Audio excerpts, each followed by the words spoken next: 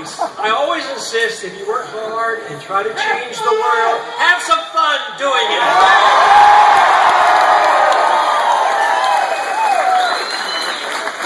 But you also know an idea whose time has come cannot be stopped.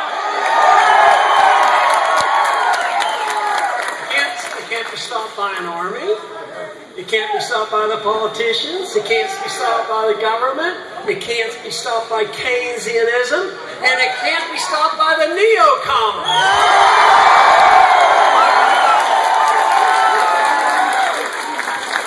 So there is no doubt the country has been energized. They hear the message of liberty.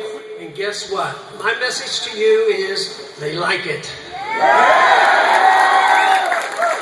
They like it and they're ready. And there's still a lot of work to do. There's still a few people in Washington, D.C. that just don't hear the message. That's why they have to hear from us, and that's what they have been. So I'm delighted to come visit with an enthusiastic crowd. And there's every reason to be optimistic about what is happening, even though there's going to be some rough times. We're going to go through a bankruptcy, and we're going to go through some tough times. But the whole thing is, the answer to it is an idea. And the idea is the idea of liberty.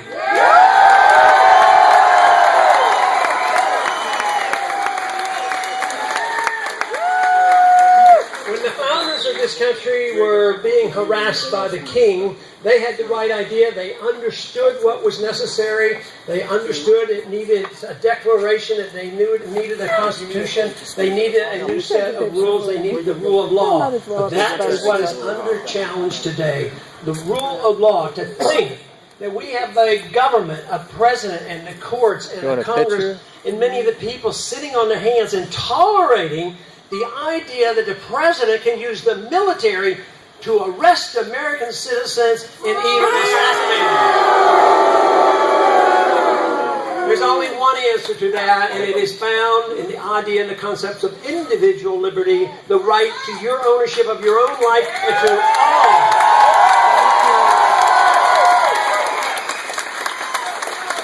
and to all the fruits of your labor.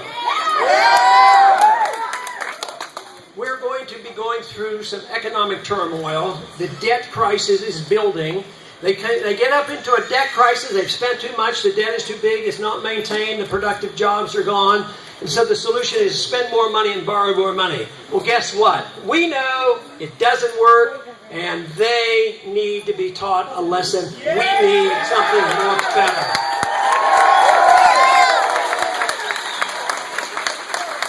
The very best place to start to teach everybody a lesson on restraining the growth of government would be to restrain or eliminate the Federal Reserve System.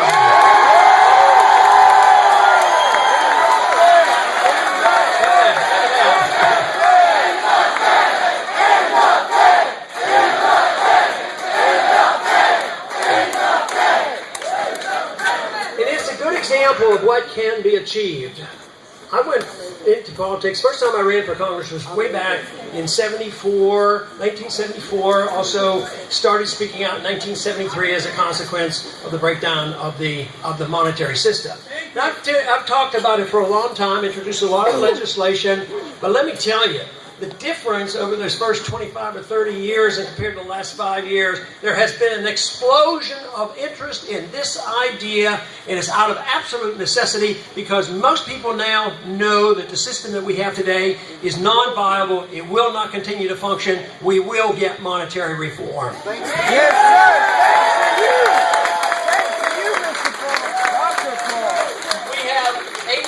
Of the American people now agree with us that at least we have to audit the Fed and find out what they're doing and who their buddies are and who they've been bailing out to the tune of trillions of dollars. That is a must, and it's becoming well known in Washington that there's a lot of you outside of Washington demanding this, and that is the reason that we have been promised that there will be a vote on auditing the Fed in July of this year on the House floor.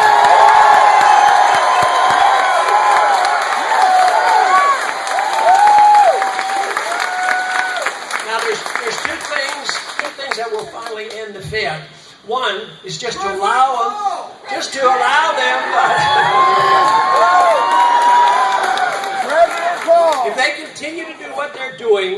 end itself because they will self-destruct. The other thing that will bring it to an end is a true audit to find out what they have been doing, and the people will become outraged. To think that they can create $15 trillion worth of credit and spread it out through the world to take care of the banks and not be obligated to tell the people what they're doing to our money.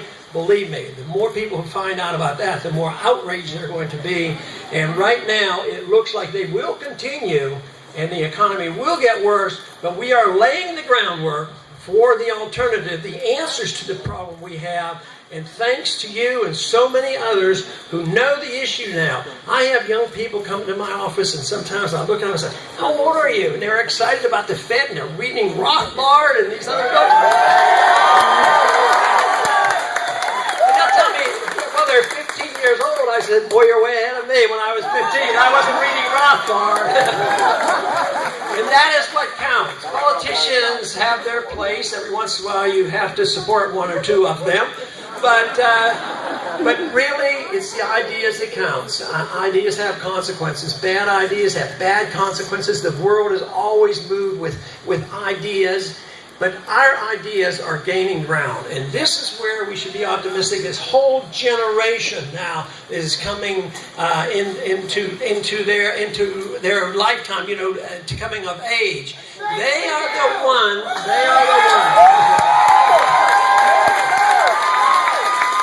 You are my hero! But in order to provide and preserve our freedoms, we have to look at the whole picture. The picture of what individual liberty means. It doesn't mean that you can do some things that not others. It doesn't mean that you can spend some of your money the way you want, but not the rest of your money. It doesn't mean that you support some wars, but not others. We have to have a new foreign policy which gets us out of this automatic business of warmongering.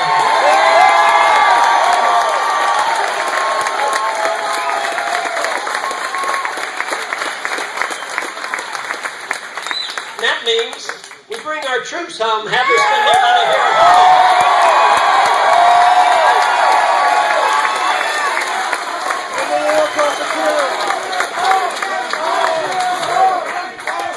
What we need to do, though, is make it very popular with not only the libertarians and the constitutionalists, but with the conservatives who claim they believe in less government, that automatic war is without the consent of the people and without the consent of the Congress.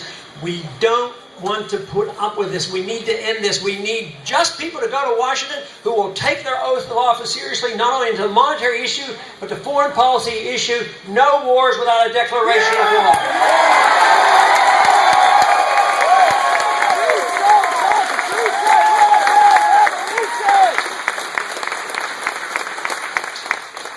And no wars when they get the authority from the United Nations or NATO.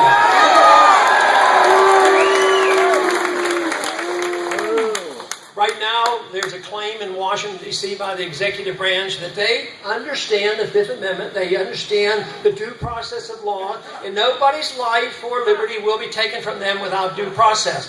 And they've been quizzed. They says, "What do you mean? We understand you have a kill list, that you sit around and you decide who's going to be on the kill list, and we can automatically then, after they've been put on that list, that the executive branch can use a drone and murder them no matter where they are throughout the world, including American citizens."